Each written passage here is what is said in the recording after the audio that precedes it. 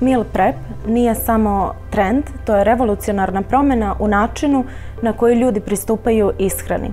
Ova praksa postala je izuzetno popularna i prepoznatljiva širom sveta.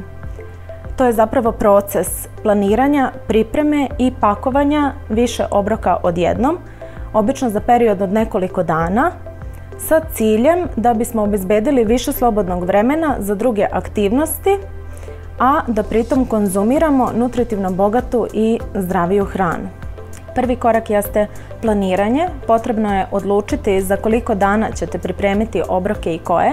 Zatim pronađite ili osmislite recepte koji odgovaraju vašim prehrambenim ciljevima te sastavite jelovnik. Nakon toga neophodno je napraviti sveobuhvatnu listu namirnica prema jelovniku, a prilikom kupovine uvek birajte sveže, sezonske i kvalitetne namirnice. Drugi korak jeste priprema namirnica. Operite, seckajte, marinirajte i kuvajte namirnice te ostavite da se ohlade na sobnoj temperaturi. Treći korak jeste sastavljanje obroka, kombinujući različite namirnice i pakovanje u odgovarajuće posude kako bi se očuvala svežina. Obroke čuvajte u frižideru i zamrzivaču. Koje su to prednosti unapred pripremljenih obroka? Pre svega, značajna ušteda novca i vremena, kontrola nad sastojcima koji se koriste, u veličini porcije i nutritivne vrednosti svakog obroka, čime se sprečava prejedanje i doprinosi ostvarivanju zdravstvenih i fitness ciljeva.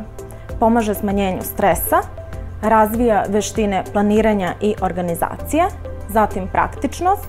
Spremni obroci se lako mogu poneti na posao, u školu, na putovanja, omogućavajući nam da izbegnemo brzu hranu i nezdrave opcije. Osim toga, meal prep vam pruža priliku da eksperimentišete sa različitim receptima i kombinacijama sastojaka, održavajući vašu ishranu raznovrsnom i zanimljivom. Krajnje, meal prep je mnogo više od pukog pripremanja obroka.